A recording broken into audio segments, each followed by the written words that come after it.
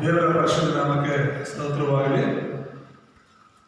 ಕಳೆದ ವಾರ ನಾವು ನೋಡಿದ ಹಾಗೆ ಆದಿಕಾಂಡ 1ನೇ ಅಧ್ಯಾಯದಿಂದ ಹಂತವಾಗಿ ನಾವು ವಚನಗಳನ್ನು ನೋಡ್ತಾ ಬಂದ್ವಿ. ಒಂದೊಂದು ಪುಸ್ತಕದಿಂದಲೂ ಕೂಡ ದೇವರು ಏನು ಮಾಡಿ ಹೇಳಿದ್ದಾರೆ ಅಂತ ಹೇಳಿ. ಕಳೆದ ವಾರ ಮಲಾಕಿ ಪುಸ್ತಕದಿಂದ ನಾವು ನೋಡಿದ್ವಿ.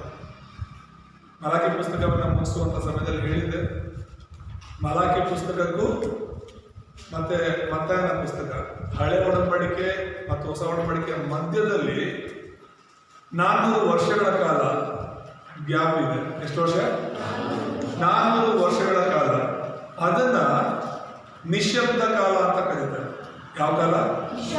ನಿಶಬ್ದ ಕಾಲ. ಏನು ನಿಶಬ್ದ ಕಾಲ ಅಂದ್ರೆ ಡಾರ್ಕ್ ಪೀರಿಯಡ್ ಅಂತ ಹೇಳ್ತೀವಿ, ಅಂದ್ರೆ ಕತ್ತಲೆಯ ಕಾಲ ಅಂತೀವಿ ಅಥವಾ ನಿಶಬ್ದ ಕಾಲ ಅಂತೀವಿ. ಹೆಚ್ಚಾಗಿ ಬಳಸೋದು ನಿಶಬ್ದ. ಅದಕ್ಕೋಸ್ಕರನೇ ಇವತ್ತಿನ ಅಂಶ ಏನಂದ್ರೆ 400 ವರ್ಷಗಳ ನಿಶಬ್ದ ಕಾಲ ಇರ್ತದೆ. ಯಾಕೆ ಹಾಗೆ ಕರಿತೀವಿ ಅಂದ್ರೆ ದೇವರು ಜನರ ಹತ್ತಿರ ಮಾತಾಡೋದನ್ನ ನಿಲ್ಲಿಸಿದ್ರು. ಯಾರು? ದೇವರು ಮನುಷ್ಯರ ಹತ್ತಿರ ಮಾತನಾಡೋದನ್ನ 400 ವರ್ಷಗಳ ಕಾಲ ನಿಲ್ಲಿಸಿ ಬಿಟ್ಟರು ಎಂಬುದಾಗಿ. ಮಲಾಕಿ ಪುಸ್ತಕದ ನಂತರ, ಮಲಾಕಿ ಹತ್ರ ಮಾತನಾಡಿದ ನಂತರ ಮತ್ತೆ ಯಾರ ಹತ್ರನೂ ದೇವರು ಮಾತನಾಡಲಿಲ್ಲ. ಹೊಸ ಒಡಂಬಡಿಕೆಯಲ್ಲಿ ಮರಿಯಳ ಸಂಗಡನೆ ಮಾತನಾಡ್ತಿರೋದು. ಗಾಬ್ರಿಯಲ್ ದೂತನನ್ನು ಕಳಿಸೋದ್ರ ಮೂಲಕ ಮರಿಯಳ ಸಂಗಡ ಮಾತನಾಡೋದು, ಅದು ಮುಂದಿನ ವಾರದಲ್ಲಿ ನಾವು ನೋಡೋಣ. ಆದರೆ ಈ ವಾರ 400 ವರ್ಷಗಳ ಕಾಲ ನಿಶ್ಶಬ್ದವಾಗಿದ್ರು. ದೇವರು ಯಾವ ಪ್ರವಾದಿಯನ್ನ ಎಬ್ಬಿಸದೇ ಇದ್ರು ಕೂಡ ಆತನು ಸೈಲೆಂಟ್ ಆಗಿ ಸಿದ್ಧತೆಗಳನ್ನ ಮಾಡುವ ಅನ್ನೋ ವಿಷಯಗಳನ್ನ ನಾವು ತಿಳ್ಕೊಳ್ಳೋಣ. ಅಲ್ಲೂಯ. ಅಂದ್ರೆ ಇವತ್ತಿನ ವಾಕ್ಯದಿಂದ ನಾವು ಎಷ್ಟು ಬಲ ಹೊಂದಬೇಕು ಅಂದ್ರೆ, ದೇವರು ಒಂದೊಳ್ಳೆ ನಿನ್ನ ಜೀವಿತದಲ್ಲಿ ನಿಶ್ಶಬ್ದವಾಗಿದ್ರು ಕೂಡ ಆತನ ಸಮಯ ಬರೋ ತನಕ ನಿನಗೋಸ್ಕರ ನಿನಗೆ ಬೇಕಾಗಿರೋದನ್ನ ಸಿದ್ಧ ಮಾಡ್ತಿದ್ದಾರೆ ಅಂತ. ಆಮೇಲೆ ದೇವರು ನಿಶ್ಶಬ್ದವಾಗಿರೋಲ್ಲ, ನನ್ನ ಪ್ರಾರ್ಥನೆಗೆ ದೇವರು ಉತ್ತರ ಕೊಡ್ತಾ ಇಲ್ವಲ್ಲ ಅಂತ ನಾವು ಸೋತೋಗ್ತಾ ಇರ್ಬೋದು. ಹಳೆ ಒಡಂಬಡಿಕೆಯಲ್ಲಿ ಕಲಿಯುವಂಥದ್ದು ಏನಿದೆ, ಪ್ರತಿ ವಾರ ನಾನು ಹಳೆ ಒಡಂಬಡಿಕೆಯಿಂದ ಒಂದೊಂದು ಪುಸ್ತಕದಿಂದ ವಾಕ್ಯ ಹೇಳುವಾಗ ದೇವರು ನನ್ನ ಹತ್ರ ಮಾತನಾಡಿರೋದು ಏನಂದ್ರೆ, ಈ ಇಸ್ರಾಯೇಲರು ಪದೇ ಪದೇ ಪಾಪ ಮಾಡೋದಿಲ್ಲ. ಏನಿದೆ? ಪದೇ ಪದೇ ಪಾಪ ಮಾಡೋದು.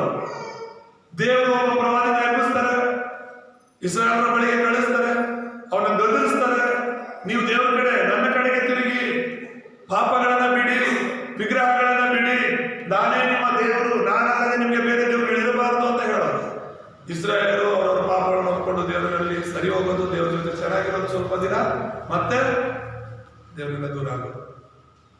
ಮತ್ತೆ ಒಬ್ಬ ಪ್ರವಾದಿ ಅಂತ ಹೇಳ್ಬೇಕು, ಮತ್ತೆ ಅವ್ರಿಗೆ ಹೋಗಿ ಬುದ್ಧಿ ಹೇಳ್ಬೇಕು, ಮತ್ತೆ ದೇವ್ರ ಕಡೆ ತಿರುಗಬೇಕು, ಮತ್ತೆ ಸ್ವಲ್ಪ ದಿನ ಸ್ವಲ್ಪ ವರ್ಷ ದೇವ್ರ ಜೊತೆ ಚೆನ್ನಾಗಿರ್ತಾರೆ, ಮತ್ತೆ ಪಾಪದ ಕಡೆಗೆ ತಿರುಗ್ತಾರೆ.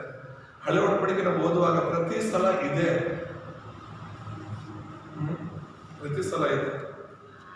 ದೇವರ ಕೋಪ ಇಸ್ರಾಯೇಲ್ ಜನರ ಮೇಲೆ ಬರೋದಕ್ಕೆ ಕಾರಣ ಏನಂದ್ರೆ, ಈಗ ಎಲ್ಲಿ ಬಿತ್ತೀವೋ ಅಲ್ಲೇ ಕುಯ್ಬೇಕು.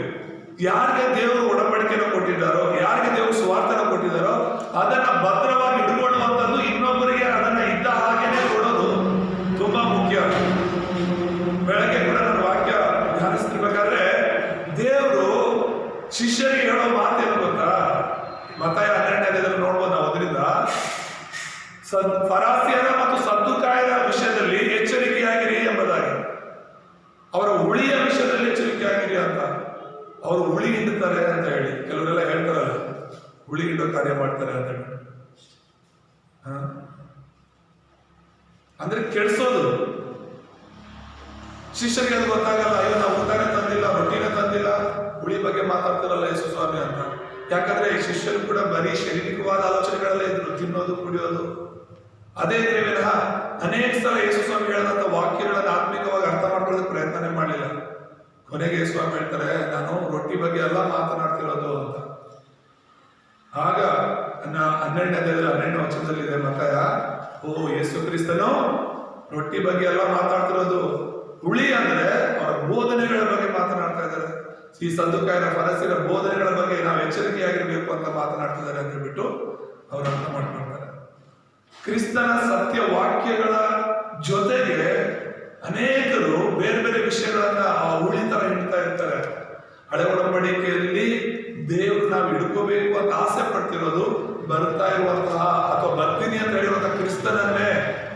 ಸ್ವಲ್ಪ ಅರ್ಥ ಮಾಡ್ಕೊಳ್ಳೋಣ. ಹಳೆ ಒಡಂಬಡಿಕೆಯಲ್ಲಿ ಯಾರು ಕೂಡ ಕ್ರಿಯೆಗಳಿಂದ ರಕ್ಷಣೆ ಹೊಂದಲಿಲ್ಲ, ಕ್ರಿಸ್ತನನ್ನು ಹಿಡ್ಕೊಳ್ಳೋದ್ರಿಂದಲೇ. ಹಾಗಾದ್ರೆ ಹಳೆ ಒಡಂಬಡಿಕೆಯಲ್ಲಿ ಕ್ರಿಸ್ತನಿದ್ದಾನೆ ಅಂದ್ರೆ ಹೌದು, ಯೇಸು ಕ್ರಿಸ್ತನೇ ಹೇಳ್ತಾನೆ, ಅಬ್ರಹಾಮನು ಕೂಡ ನನ್ನನ್ನು ನಂಬುದ ಎಂಬುದು. ಹಲ್ಲೆಲೂಯಾ. ಮೋಶೆ ಕೂಡ ಯೇಸುವನ್ನ ನಂಬಿದ್ದ. ಯಾಕಂದ್ರೆ ಆ ರಕ್ತದ ಒಡಂಬಡಿಕೆ, ರಕ್ತವನ್ನ ಹಿಡ್ಕೊಳ್ಳೋದು, ಬಲಿ ಕೊಡೋದು ಅಂದ್ರೆ ಯೇಸು ಕ್ರಿಸ್ತನ ಬಂದು ನಮಗೋಸ್ಕರ ಬಲಿ ಆಗ್ತಾನೆ ಅನ್ನುವಂಥ ಸತ್ಯವನ್ನು ಹಿಡ್ಕೊಳ್ಳೋದು. ದೇವರ ಆತ್ಮನಿಂದ ಅವರು ಅರ್ಥ ಮಾಡಿಕೊಂಡು ಅದನ್ನು ಹಿಡ್ಕೊಂಡಿದ್ರೆ ಎಂಬುದಾಗಿ ನಾವು ನೋಡ್ತೇವೆ. ಹಾಗಾಗಿ ಇವತ್ತಿನ ವಾಕ್ಯ ಭಾಗದಲ್ಲಿ ನಾವೆಲ್ಲರೂ ಕೂಡ ಗಮನ ಇಟ್ಟು ಕೇಳೋಣ. ಈ 400 ವರ್ಷಗಳಲ್ಲಿ ಏನ್ ನಡೀತು ಅಂತ. ಇದೊಂಥರ ಚರಿತ್ರೆ, ಏನ್ ನಡೆದಿದೆ ಆ 400 ವರ್ಷಗಳ ಎಂಬುದಾಗಿ ಆ ಚರಿತ್ರೆಯನ್ನ ಸಿಂಪಲ್ ಆಗಿ ನಾನು ಹೇಳಲಿಕ್ಕೆ ಪ್ರಯತ್ನ ಮಾಡ್ತೇನೆ. ನೀವೆಲ್ಲರೂ ಇಲ್ಲೇ ಇದ್ರೆ ಅರ್ಥ ಆಗುತ್ತೆ. ಅಲ್ಲೂಯ. ದೇವ್ರ ನಾಮ ಸ್ತೋತ್ರವಾಗಿ.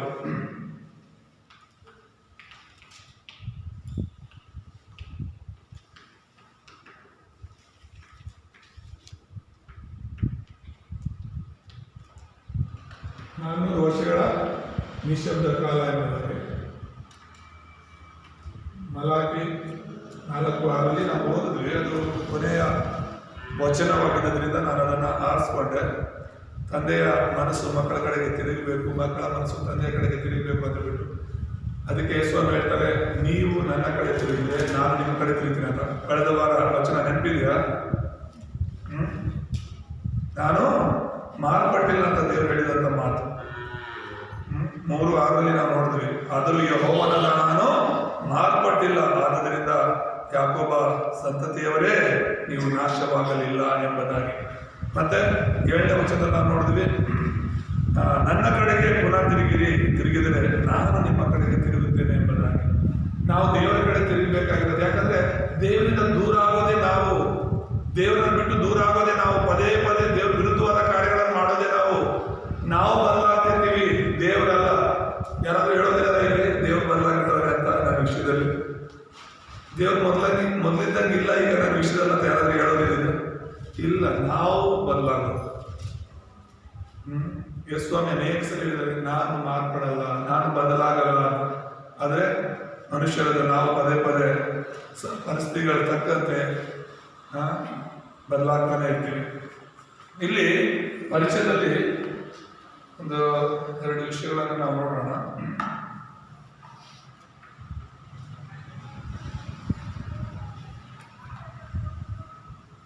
ಇಸ್ರಾಯೇಲರು ದೇವರನ್ನ ಮರ್ತಿದ್ದಂತ ಕಾಲ.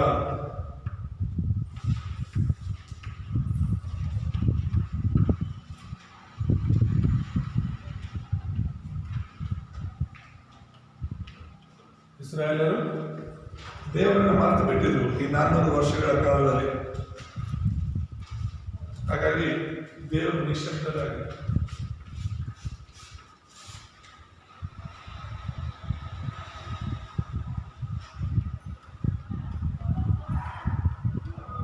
ಅವರು ದೇವರನ್ನ ಮರ್ತದ್ರಿಂದಲೇ ದೇವರು ನಿಶ್ಶಬ್ದವಾಗಿದ್ರೆ. ಹೆಚ್ಚು ಕಮ್ಮಿ 430 ವರ್ಷ ಅನ್ಬೋದು, ಆದರೆ ಹೆಚ್ಚು ಕಮ್ಮಿ 400 ವರ್ಷಗಳು ಎಂಬುದಾಗಿ ನಾವು ಚರಿತ್ರೆಯಲ್ಲಿ ನೋಡ್ತೇವೆ. ಆದರೆ ಈ 400 ವರ್ಷಗಳಲ್ಲಿ ಆದಂತಹ ಬದಲಾವಣೆಗಳೇನು ಅಂತ ಹೇಳಿ ನಾವು ನೋಡುವಾಗ, ಇದನ್ನ ನೋಡಿದ್ರೇನೆ ನಮಗೆ ಹೊಸ ಒಡಂಬಡಿಕೆ ಅರ್ಥ ಆಗೋದು.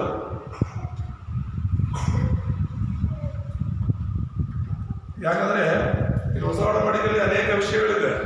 ಹಳೆ ಒಡಂಬಡಿಕೆಯಲ್ಲಿ ಇರುವಂತಹ ವಿಷಯ, ಹಳೆ ಒಡಂಬಡಿಕೆಯಲ್ಲಿ ಸಭಾಮಂದಿರಗಳಿಲ್ಲ, ಹಳೆ ಒಡಂಬಡಿಕೆಯಲ್ಲಿ ಸದ್ದುಕಾಯಿಲ್ಲ, ಹಳೆ ಒಡಂಬಡಿಕೆಯಲ್ಲಿ ಪರಿಸರ, ಹಳೆ ಒಡಂಬಡಿಕೆಯಲ್ಲಿ ದೇವಾಲಯ ಇಲ್ಲ, ಹಳೆ ಒಡಂಬಡಿಕೆಯಲ್ಲಿ ಗ್ರೀಕ್ ಭಾಷೆ ಇಲ್ಲ.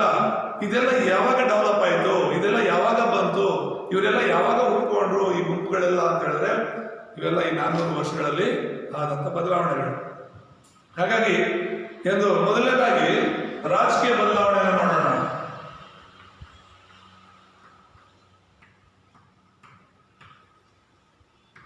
ರಾಜಕೀಯ ಬದಲಾವಣೆ ಅಂದ್ರೆ 400 ವರ್ಷಗಳಾದಂತಹ ಒಂದು ರಾಜಕೀಯ ಬದಲಾವಣೆ ಏನು ಅಂತ ನಾನು ನೋಡಿದ್ರೆ, 4 ರಾಜ್ಯಗಳ ಬಗ್ಗೆ ನಾವು ನೋಡ್ಬೋದು. ಮೊದಲನೇದಾಗಿ ಪಾರಸಿಯ ಆಳ್ವಿಕೆ ಎಂಬುದಾಗಿ.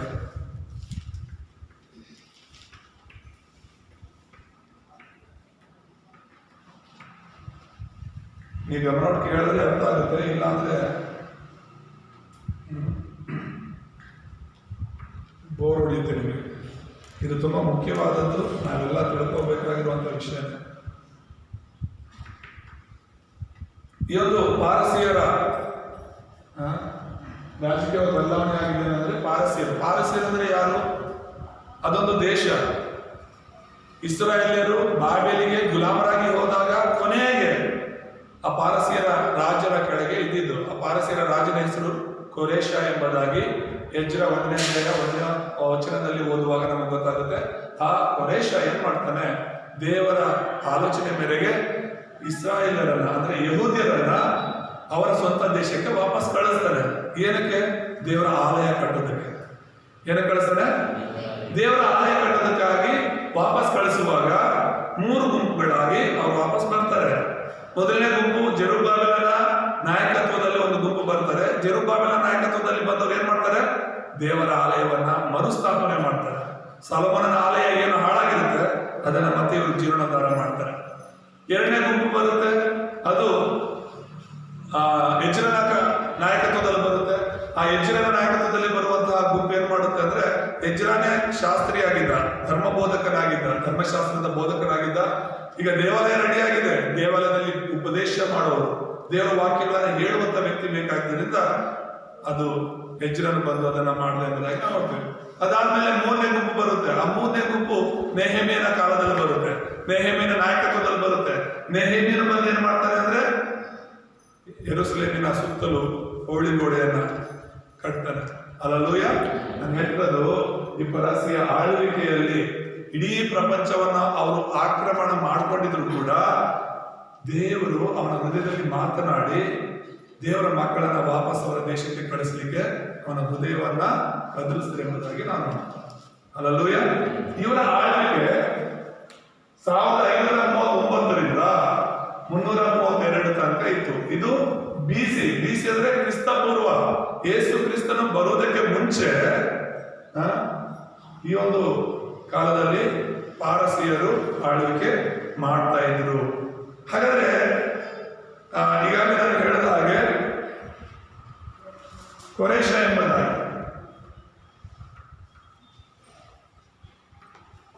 ರಾಜ ಇಸ್ರಾಯೇಲರನ್ನ ಕಳಿಸ್ತಾನೆ.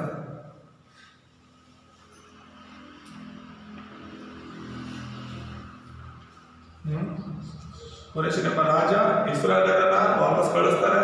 ಅವರು ಬಂದು ದೇವರ ಆಲಯವನ್ನ ಕಟ್ತಾರೆ. ಆದ್ರೆ ಆ ಕಾಲದಲ್ಲಿ ಯಾರು ಕೂಡ ರಾಜರು ಇರುವುದಿಲ್ಲ ಇಸ್ರಾಯೇಲ್ ದೇಶದಲ್ಲಿ. ಯಾಜಕರು ಮತ್ತು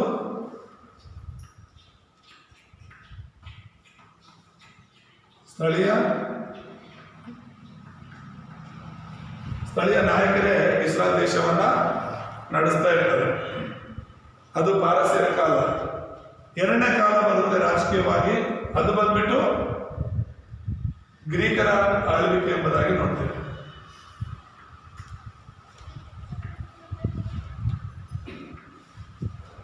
ಗ್ರೀಕರ ಆಳ್ವಿಕೆ. ಈ ಗ್ರೀಕರು ಬಂದ್ಬಿಟ್ಟು 332ರಿಂದ 167 BC ತನಕ ಆಳ್ವಿಕೆ ಮಾಡ್ತಾರೆ. ಅರ್ಥ ಆಗ್ತದೆ ಹೇಳ್ತಿರೋದು? ಗ್ರೀಕರು ಎಲ್ಲ ಪ್ರಪಂಚದಾದ್ಯಂತ ತುಂಬಾ ಫೇಮಸ್ ಆಗಿರುವಂತ ವ್ಯಕ್ತಿ. ಗ್ರೀಕ್ ಅಂತ ತಕ್ಷಣ ಏನ್ ಹೆಸರು? ಒಂದು ಅಲೆಕ್ಸಾಂಡರ್ ದ ಗ್ರೇಟ್. ಯಾರು ಕೇಳಿದಿರಾ? ಸ್ಕೂಲಲ್ಲಿ ಕಾಲೇಜಲ್ಲಿ ಹೋದಾಗ ಅಲೆಕ್ಸಾಂಡರ್ ಬಗ್ಗೆ ಕೇಳಿದಿರಾ? ಅಲೆಕ್ಸಾಂಡರ್ ಗ್ರೀಕರ ಕಾಲದಲ್ಲಿ ಎದ್ದಿದ್ದು 332ರಿಂದ 167 ತನಕ ಗ್ರೀಕ್ ಸಾಮ್ರಾಜ್ಯ ಇಡೀ ಪ್ರಪಂಚವನ್ನು ಆಕ್ರಮಣ ಮಾಡ್ಕೊಳ್ತು. ಅದರಲ್ಲೂ ಅಲೆಕ್ಸಾಂಡರ್ ಅನ್ನುವಂಥ ಒಬ್ಬ ವ್ಯಕ್ತಿ ಚಿಕ್ಕ ವಯಸ್ಸಲ್ಲೇ, ಸರಿಸುಮಾರು 20 ವಯಸ್ಸಲ್ಲಿ ಅವನು ರಾಜನಾಗ್ತಾನೆ. ಅವರಪ್ಪನಿಗೆ ಜ್ವರ ಬಂದು, ಫಿಲಿಪ್ ಅಂತ ಹೇಳಿ ಅವರಪ್ಪ ಜ್ವರ, ಅವರಪ್ಪನ ಹುಷಾರಿಲ್ಲೇನೋ ಸಾಯ್ತಾನೆ.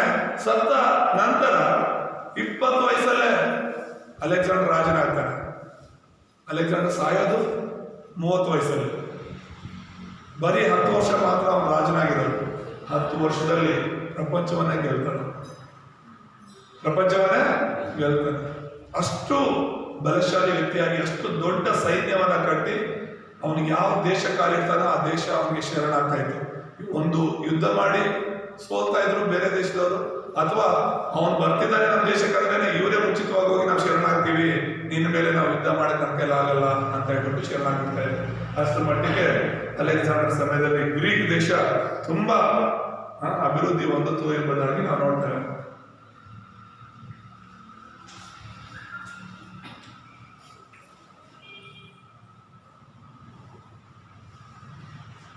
ಈ ಅಲೆಕ್ಸಾಂಡರ್ ಏನ್ ಮಾಡ್ದ ಅಂತ ಹೇಳಿದ್ರೆ ಯಹೂದ್ಯರನ್ನ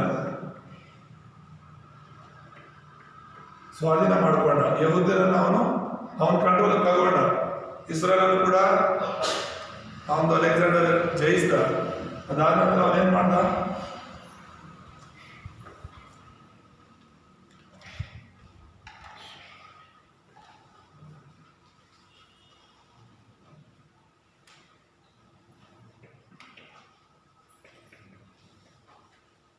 ಗ್ರೀಕ್ ಭಾಷೆ, ಯಾವ ಭಾಷೆ? ಗ್ರೀಕ್ ಭಾಷೆ ಮತ್ತೆ ಗ್ರೀಕ್ ಸಂಸ್ಕೃತಿ ಮತ್ತೆ ಗ್ರೀಕ್ ತತ್ವಗಳು ಇದನ್ನ ಪ್ರಸಿದ್ಧಿ ಮಾಡಿದ. ಇವತ್ತಿಗೂ ಕೂಡ ಪ್ರಪಂಚದಲ್ಲಿ ಗ್ರೀಕ್ ತತ್ವಗಳು ತುಂಬಾ ಫಿಲಾಸಫಿ ಅಂತಾರೆ. ಆ ತತ್ವಗಳು ತುಂಬಾ ಮಟ್ಟಿಗೆ ಅರಿಸ್ಟಾಟಲ್ ಆ ತರ ಅನೇಕ ವ್ಯಕ್ತಿಗಳು ತುಂಬಾ ಪ್ರಪಂಚದಲ್ಲಿ ಪ್ರಸಿದ್ಧರಾಗಿದ್ದಾರೆ ಅವರ ಒಂದು ತತ್ವಗಳು. ಸೊ ಈ ಅಲೆಕ್ಸಾಂಡರ್ ಮಾಡಿದಂತ ಒಂದು ಕಾರ್ಯ ಏನು ಗೊತ್ತಾ, ಆ ಭಾಷೆ ಇವತ್ತು ಹೇಗೆ ಇಂಗ್ಲಿಷ್ ಭಾಷೆ ಪ್ರಪಂಚದಾದ್ಯಂತ ಎಲ್ಲ ಕಡೆ ಮಾತನಾಡೋದಿದ್ದಾರೋ ಹಾಗೆ ಆ ಕಾಲದಲ್ಲಿ ಗ್ರೀಕ್ ಭಾಷೆ ಅವನು ಹೋಗಿ ಯಾವ ದೇಶವನ್ನ ಸ್ವಾಧೀನ ಮಾಡ್ಕೊಳ್ತಿದ್ನೋ ಆ ದೇಶದಲ್ಲಿ ಗ್ರೀಕ್ ಭಾಷೆ ಕಲಿಸೋದಕ್ಕೆ ಟೀಚರ್ಗಳನ್ನ ನೇಮಿಸ್ತಾ ಇದ್ದ. ಯಾರನ್ನ? ಟೀಚರ್ಗಳನ್ನ ನೇಮಿಸಿ ಗ್ರೀಕ್ ಭಾಷೆ ಒಂದೊಂದು ಗ್ರಾಮದಲ್ಲೂ ಒಂದೊಂದು ಊರಲ್ಲೂ ಕಲಿಬೇಕಾಗಿತ್ತು. ಇವನು ಹೋಗೋ ಎಲ್ಲಾ ಕಡೆ ಎಲ್ಲಾ ಜನರು ಗ್ರೀಕಲ್ಲಿ ಮಾತಾಡಬೇಕಾಗಿತ್ತು. ಜನರ ಸಂಘ ಮಾತಾಡ್ಲಿಕ್ಕೆ ಇವನಿಗೆ ಭಾಷೆಯ ಸಮಸ್ಯೆ ಆಗಬಾರ್ದು. ಇವನೇನಾದ್ರೂ ಹೇಳ್ಬೇಕು ಅನ್ಕೊಂಡ್ರೆ ಒಂದು ದೇಶಕ್ಕೆ ನಮ್ಗೆ ಆ ಭಾಷೆ ಗೊತ್ತಾಗ್ತಿಲ್ಲ ಅಂತ ಅನ್ಕೋಬಾರ್ದು. ಇವನು ಹೇಳೋ ಮಾತುಗಳು, ಇವನ ಒಂದು ಸಂಸ್ಕೃತಿ ಎಲ್ಲಾ ದೇಶದವರು ಕೂಡ ಕಲಿಬೇಕು ಅಂತ ಹೇಳ್ಬಿಟ್ಟು ಅವನು ಪಟ್ಟಿ ಹಿಡಿದು ಭಾಷೆ, ಸಂಸ್ಕೃತಿ, ತತ್ವಗಳನ್ನ ಎಲ್ಲಾ ಕಡೆ ಸ್ಕೂಲ್ಗಳ ತರ ಮಾಡಿ ಬೋಧನೆ ಮಾಡ್ತಿದ್ದ. ಹಾಗಾಗಿ ಪ್ರಪಂಚದಾದ್ಯಂತ ಗ್ರೀಕ್ ಭಾಷೆ ತುಂಬಾ ಡೆವಲಪ್ ಆಯಿತು. ಈ ಕಾಲದಲ್ಲಿ ಹೇಗೆ ಇಂಗ್ಲಿಷ್ ಭಾಷೆ ಡೆವಲಪ್ ಆಗಿದ್ದೋ ಆ ಕಾಲದಲ್ಲಿ ಗ್ರೀಕ್ ಭಾಷೆ ಅನ್ನುವಂಥದ್ದು ಅಷ್ಟು ಫೇಮಸ್ ಆಯಿತು. ಅದಕ್ಕೆ ನೀವು ಆಸ್ಪತ್ರೆಗಳಲ್ಲಿ ದೊಡ್ಡ ದೊಡ್ಡ ಪದಗಳೆಲ್ಲ ಏನಿರುತ್ತೆ, ಮೆಡಿಕಲ್ ಪದಗಳಾಗಲಿ, ಸೈಂಟಿಫಿಕ್ ಪದಗಳಾಗಲಿ, ವೈಜ್ಞಾನಿಕವಾಗಿರುವಂತ ಯಾವ ಪದವನ್ನ ನೋಡಿದ್ರೆ ಅದರ ಮೂಲ ಎಲ್ಲಿಂದ ಬಂದಿದೆ ಅಂತ ನೋಡಿದ್ರೆ, ಆ ಪದ ಎಲ್ಲಿಂದ ಬಂತು ಅಂತ ನೋಡಿದ್ರೆ ಅವೆಲ್ಲ ಆಲ್ಮೋಸ್ಟ್ ಲ್ಯಾಟಿನಿಂದ ತುಂಬಾ ಪದಗಳು ಗ್ರೀಕ್ ಭಾಷೆಯಿಂದ ಬಂದಿರುತ್ತೆ. ಅಷ್ಟು ಮಟ್ಟಿಗೆ ಜ್ಞಾನಿಗಳಿದ್ರು, ಅಷ್ಟು ಮಟ್ಟಿಗೆ ಅವರು ಅಥವಾ ಜ್ಞಾನಿಗಳಾಗಿ ಪ್ರಪಂಚದ ಆದ್ಯಂತ ಅವರು ಆಕ್ರಮಿಸಿಕೊಂಡವರಾಗಿ. ಅವ್ರ ನಂತರ ಗ್ರೀಕರ ಆಳ್ವಿಕೆ ನಂತರ ಮೂರನೇದಾಗಿ ಮೆಕ್ಕಾಬಿಯರು ಬರ್ತಾರೆ.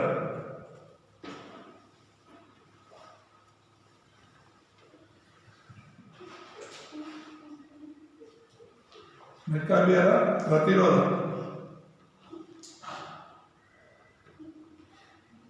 ಇವರು 167ರಿಂದ 63 BC ತನಕ ಇರ್ತಾರೆ. ನಾನು ಹೇಳ್ತಾ ಇರೋದು BC ಅಂದ್ರೆ ಕ್ರಿಸ್ತನ ಬರೋದಕ್ಕೆ ಮುಂಚೆ ಬರುತ್ತೆ. 162ರಿಂದ 63 ಇದು ಹಳೆ ಒಡಂಬಡಿಕೆ. ಯೇಸು ಕ್ರಿಸ್ತನ ಹುಟ್ಟೋದಕ್ಕೆ ಮುಂಚೆ ನಾವು ನೋಡ್ತಾ ಇರೋದು. ನೀವು ನೋಡ್ತಿರ್ಬೋದು, ವರ್ಷಗಳು ಕಡಿಮೆ ಆಗ್ತಾ ಬರ್ತಿರೋದು. ವರ್ಷಗಳು ಕಡಿಮೆ ಆಗ್ತಾ ಬಂದು ಕೊನೆಗೆ ಯೇಸು ಕ್ರಿಸ್ತನು ಹಳೆ ಒಡಂಬಡಿಕೆಯಲ್ಲಿ ಅಂದ್ರೆ 4ನೇ ವರ್ಷ ಅಥವಾ 3ನೇ ವರ್ಷದಲ್ಲಿ ಯೇಸುವನ್ನು ಹುಟ್ಟುವಂಥದ್ದು. ಅಲ್ಲಿಂದಲೇ ಈ ಒಂದು BC ಮತ್ತು AD ಅನ್ನುವಂಥದ್ದು ಬದಲಾವಣೆ ಆಗೋದು. ಕ್ರಿಸ್ತ ಪೂರ್ವ, ಕ್ರಿಸ್ತ ಶಕ ಅನ್ನುವಂಥದ್ದು ಯೇಸು ಕ್ರಿಸ್ತನ ಹುಟ್ಟಿನಿಂದಲೇ ಆ ಚರಿತ್ರೆ ಅನ್ನೋದು ಮಾರ್ಪಡುತ್ತೆ. ಅಲ್ಲೂಯ, ಅರ್ಥ ಆಗ್ತಿದೆ ಹೇಳ್ತಿರೋದು? ನನಗೆ ಗೊತ್ತು ಅನೇಕರಿಗೆ ಅರ್ಥ ಆಗ್ತಿಲ್ಲ ಅಂತ ಹೇಳ್ಬಿಟ್ಟು.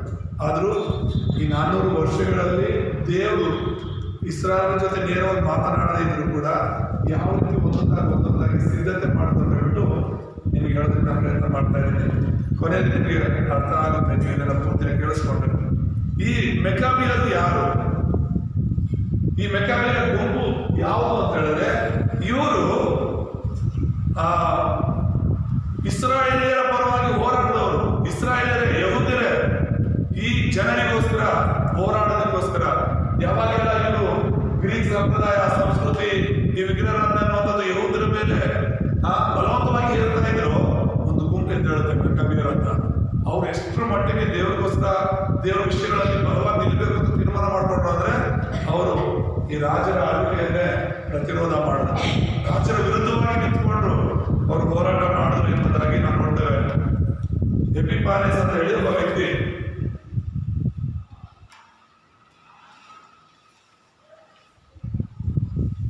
ಯಾರು? ಎಪಿಫಾನೆಸ್. ಇವನು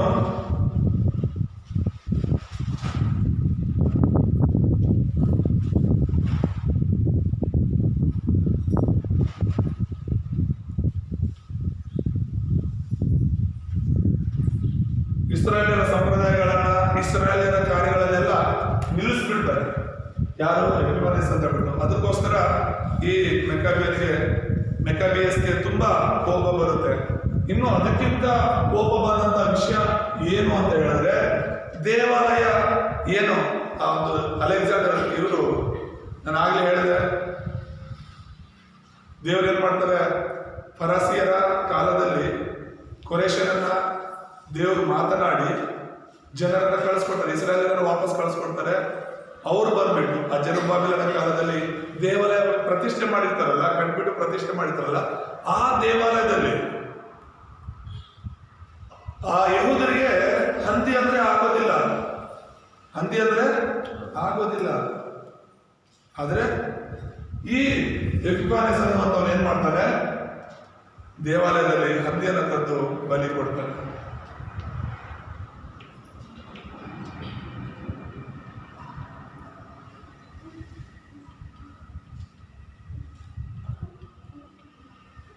ಹಂದಿ ಬಲಿಯನ್ನ ಕೊಡ್ತಾರೆ. ಅದಕ್ಕೇನೆ ಇವರಿಗೆ, ಯಾರಿಗೆ? ಈ ಮೆಕ್ಕಾಬಿಯರಿಗೆ ತುಂಬಾ ಕೋಪ ಬರುತ್ತೆ. ದೇವ್ರ ನಾಮಕ್ಕೆ ಸ್ತೋತ್ರವಾಗುತ್ತೆ. ಇವರು ಈ ರಾಜನ ವಿರುದ್ಧವಾಗಿ, ಅವನ ಆಡಳಿತದ ವಿರುದ್ಧವಾಗಿ ತಿರುಗಿ ಬೀಳ್ತಾರೆ ಎಂಬುದಾಗಿ ನಾವು ನೋಡ್ತೇವೆ. ಸೊ ನಾಲ್ಕನೇದಾಗಿ ರಾಜಕೀಯ ಗುಂಪಲ್ಲಿ ನಾಲ್ಕನೇದಾಗಿ ನಾವು ನೋಡುವಾಗ ರೋಮಪುರದ ಆಳ್ವಿಕೆ ಎಂಬುದಾಗಿ.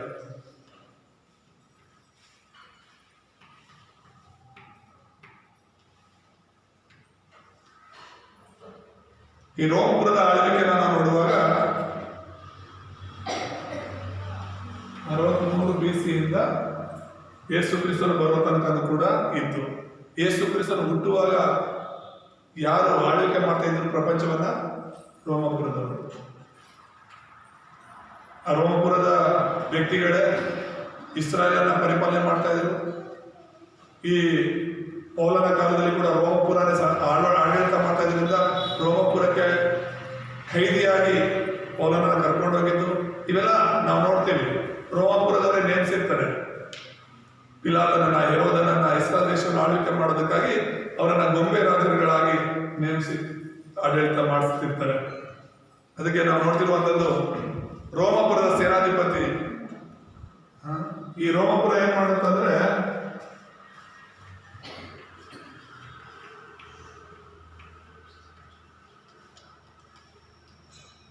ಇಸ್ರಾಯೇಲನ್ನ ನಡೆಸೋದಕ್ಕಾಗಿ, ಇಸ್ರಾಯೇಲನ್ನ ಪರಿಪಾಲನೆ ಮಾಡೋದಕ್ಕಾಗಿ ಹೆರೋದನನ್ನ ನೇಮಿಸುತ್ತೆ. ಈ ಹೆರೋದನ್ ಮಾಡುವಂತ ಕಾರ್ಯ ಏನಂದ್ರೆ,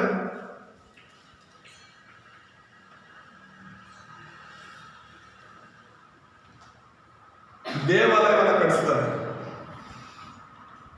ಇವನ ಒಂದು ಆಳ್ವಿಕೆ ಬಂದು 37ರಿಂದ 40 BC ತನಕ ಇರುತ್ತೆ. ಈಗ ಅರ್ಥ ಆಗ್ತಿದ್ಯಾ? ರೋಮಪುರದ ಕಾಲದಲ್ಲಿ ಈ ಹೆರೋದನನ್ನ ಇಸ್ರಾಯೇಲ್ ದೇಶವನ್ನ ನೋಡ್ಕೊಳ್ಳೋದಕ್ಕಾಗಿ ನೇಮಿಸಿರ್ತಾರೆ. ಮೈನ್ ಚಕ್ರವರ್ತಿ ಬಂದು ರೋಮಪುರದಲ್ಲಿ ಇರ್ತಾನೆ. ಆದ್ರೆ ಅನೇಕ ದೇಶಗಳನ್ನ ಇವರು ಸ್ವಾಧೀನ ಮಾಡ್ಕೊಂಡಿದ್ರಿಂದ ಈ ಒಂದು ಇಸ್ರಾಯೇಲ್ ದೇಶವನ್ನ ನಡೆಸೋದಕ್ಕಾಗಿ ಹೆರೋದನ ನೇಮಿಸಿರ್ತಾರೆ. ಈ ಹೆರೋದನ ಏನ್ ಮಾಡ್ತಾನೆ ಗೊತ್ತಾ? ದೇವಾಲಯನ ಕಟ್ಟಿಸ್ತಾನೆ. ಹೊಸ ಒಡಂಬಡಿಕೆಯಲ್ಲಿ ಇದೆ. ಶಿಷ್ಯರು ಹೇಳ್ತಾರೆ ಯೇಸು ಸ್ವಾಮಿ ಹತ್ರ, ಹೆರೋದನು ನಮಗೋಸ್ಕರ ದೇವಾಲಯನ ಕಟ್ಕೊಂಡಿದ್ದಾನೆ. ಎಷ್ಟು ವರ್ಷ ಹಿಡಿತು ಗೊತ್ತಾ ಈ ಆಲಯ ಕಟ್ಟಕ್ಕೆ? ಎಷ್ಟು ವರ್ಷ? ಹೆರೋದನ ಕಟ್ಟಿದಂತ ದೇವಾಲಯ ಎಷ್ಟು ವರ್ಷ ಹಿಡಿತಂತೆ? 46 ವರ್ಷ. ಎಷ್ಟು ವರ್ಷ? 46 ವರ್ಷ ಬೇಕಾಗಿರಲಿಲ್ಲ. ಅದು ಅಂತ ಅದ್ಭುತವಾದ ದೇವಾಲಯ ಕಟ್ಟೋದಕ್ಕೆ ಸೊಲೊಮೋನನ 7 ವರ್ಷ ಮಾತ್ರ ತಗೊಂಡಿದ್ದು. ಆದ್ರೆ ಇವನು ರಾಜಕೀಯ ಬೆಳೆ ಬೆಳೆಸ್ಕೊಳ್ಳೋದಕ್ಕೋಸ್ಕರ, ಈ ಇಸ್ರಾಯೇಲರ ಒಂದು ನಂಬಿಕೆಯನ್ನು ಗಳಿಸೋದಕ್ಕೋಸ್ಕರ ಆ ಒಂದು ಕಾರ್ಯವನ್ನು ಏನ್ ಮಾಡ್ತಾ ಬಂದ? ನಿಧಾನಕ್ಕೆ ಆ ಒಂದು ದೇವಾಲಯ ಕಟ್ತಾ ಬಂದ. 1 ವರ್ಷ ಮಾಡೋದು, 2 ವರ್ಷ ನಿಲ್ಲಿಸೋದು, 1 ವರ್ಷ ಮಾಡೋದು, 2 ವರ್ಷ ನಿಲ್ಲಿಸೋದು ಮಾಡ್ತಾ ಇವನೇನೋ ನಮಗೋಸ್ಕರ ಒಂದು ದೊಡ್ಡ ಆಲಯ ಮಾಡ್ತಿದ್ದಾನೆ, ಕಟ್ತಿದ್ದಾನೆ ಅಂತ ಬಿಟ್ಟು ಅವ್ರಿಗೂ ನಂಬಿಕೆ ಬಂತು. ಹಾಗೂ ಹೀಗೂ ಮಾಡಿ ಯೇಸು ಕ್ರಿಸ್ತನ ಹುಟ್ಟುವಂತ ಸಮಯದಲ್ಲಿ ದೇವರ ಆಲಯ ಸಿದ್ಧವಾಗಿತ್ತು. ಇದೇ ಆಲಯದಲ್ಲೇ ಯೇಸು ಕ್ರಿಸ್ತನು ಹೋಗಿದ್ದು, ಪ್ರಸಂಗ ಮಾಡಿದ್ದು. ಇದೇ ಹೆರೋದನ ಆಲಯದಲ್ಲೇ ವ್ಯಾಪಾರ ಮಾಡ್ತಾ ಇದ್ದಾಗ ಯೇಸು ಸ್ವಾಮಿ ಎಲ್ಲವನ್ನ ಕಿತ್ತು ಬಿಸಾಕಿದ್ದು, ಇದು ನನ್ನ ತಂದೆಯ ಆಲಯ, ಇದು ಪ್ರಾರ್ಥನೆ ಆಲಯ ಅನ್ಸ್ಕೋಬೇಕೇ ವಿನಃ ಇದು ವ್ಯಾಪಾರದ ಸ್ಥಳ, ಇದನ್ನು ಕಳ್ಳರ ಗವಿಯನ್ನೇ ಮಾಡಿದ್ದಾರೆ ಅಂತ ಹೇಳ್ಬಿಟ್ಟು ಯೇಸು ಸ್ವಾಮಿ ಏನ್ ಮಾತಾಡ್ತಾರೆ ಅದು ಈ ಆಲಯದ ಕುರಿತಾಗಿದೆ. ನಾವು ನೋಡ್ತಿರೋದು ಹಳೆ ಒಡಂಬಡಿಕೆಯಲ್ಲಿ ಪಾರಸ್ಯರ ಕಾಲದಲ್ಲಿ ನಾವು ನೋಡ್ತೇವೆ. ಅದೇ ಕೊನೆ ಅವ್ರ ನಂತರ ಬಂದು ಅವರು ಇಸ್ರಾಯೇಲ್ ದೇಶದಲ್ಲಿ ಇರ್ತಾರೆ. ಇಸ್ರಾಯೇಲ್ ಅವ್ರ ನಂತರ ಗ್ರೀಕರ ಕಾಲ, ಮೆಕ್ಕಾಟರ ಕಾಲ, ರೋಮಪುರದವರು ಹೇಗೆ ರಾಜಕೀಯವಾಗಿ ಬೆಳೆದ್ರು ಅನ್ನೋದನ್ನ ನಾವು ನೋಡ್ತೀವಿ. ಎರಡನೇ ಮುಖ್ಯ ವಿಷಯದಲ್ಲಿ ಧಾರ್ಮಿಕ ಬದಲಾವಣೆಗಳನ್ನು ನಾವು ನೋಡೋಣ. ಇಸ್ರಾಯೇಲ್ ಒಳಗೆ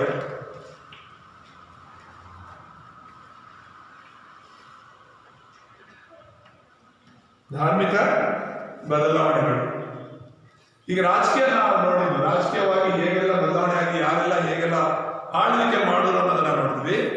ಈ 400 ವರ್ಷಗಳ ನಿಶ್ಶಬ್ದ ಕಾಲದಲ್ಲಿ ರಾಜಕೀಯ ಧಾರ್ಮಿಕವಾಗಿ ಏನು ಬದಲಾವಣೆ ಆಯಿತು ಯಹೂದ್ಯರ ಮಧ್ಯದಲ್ಲಿ ಅಂದ್ರೆ, ಮೊದಲನೇದಾಗಿ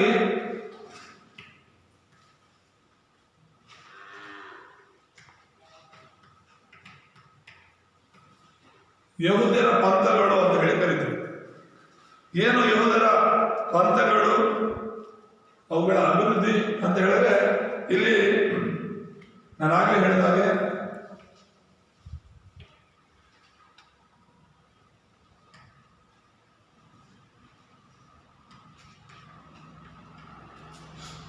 ಫರಿಸಾಯರು, ಸದ್ದುಕಾಯರು,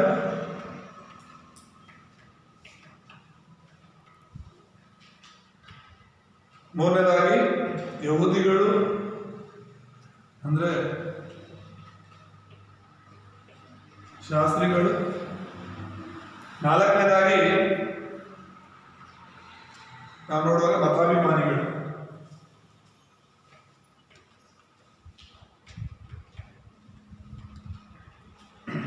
ಈ ಯಹೂದ್ಯರ ಮಧ್ಯದಲ್ಲಿ 4 ಪಂಗಡಗಳಾಗುತ್ತೆ ನಂಬಿಕೆಯ ಪ್ರಕಾರ.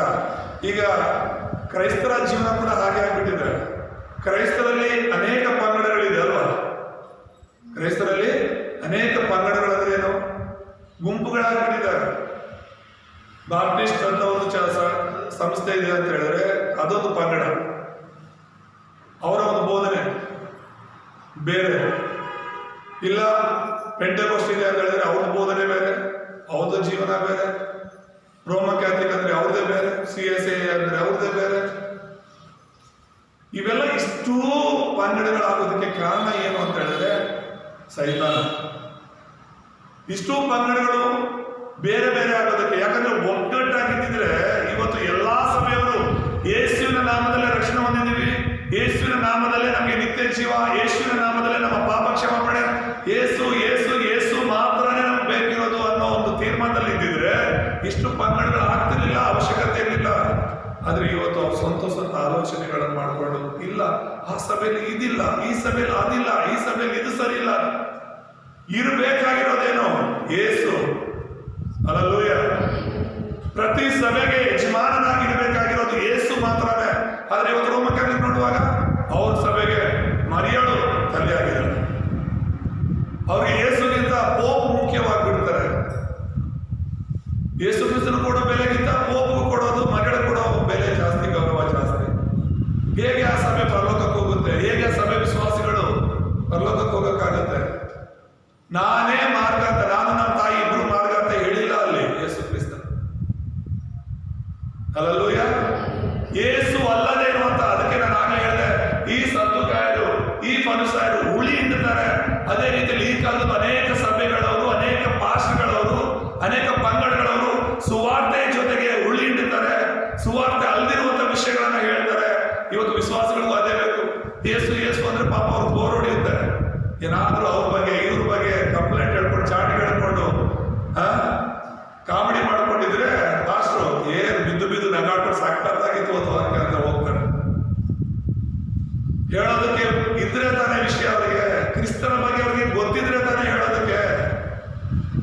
ಯಾವಾಗಲೂ ಮನುಷ್ಯರನ್ನ ನೀನು ಹಾಗೆ, ನೀನು ಹೀಗೆ ಮಾಡು, ನಾನು ಹಾಗೆ ರೂಲ್ಸ್ ರೆಗ್ಯುಲೇಷನ್ ಹೇಳ್ತಿರ್ತಾರೆ ಪಾಸ್ಟರ್ಗಳಲ್ಲಿ ನಿಂತ್ಕೊಂಡು.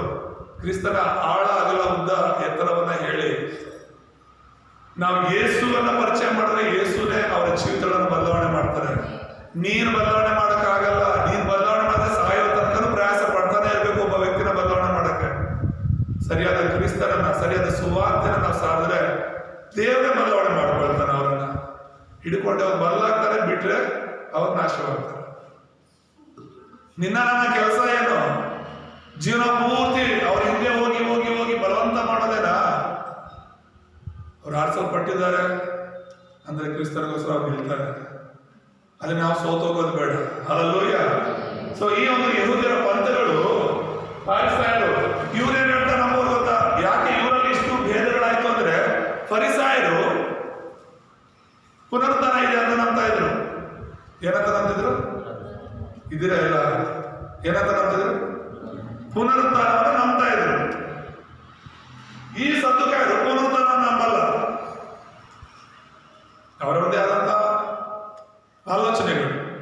ಯಾಕಂದ್ರೆ ಫರಿಸಾಯ ನಂಬೋದೇನು? ಈ ಫರಿಸಾಯನೇ, ಪೌಲನು ಕೂಡ ಫರಿಸಾಯನಾಗಿದ್ದ. ಅವನೇ ಹೇಳ್ತಾನಲ್ಲ, ನಾನು ಫರಿಸಾಯದವನಾಗಿದ್ದ, ರಾಜಕೀಯ ಪರವಾಗಿ ಧಾರ್ಮಿಕ ಪದ್ಧತಿಯಲ್ಲಿ ನಾವು ನೋಡೋದು.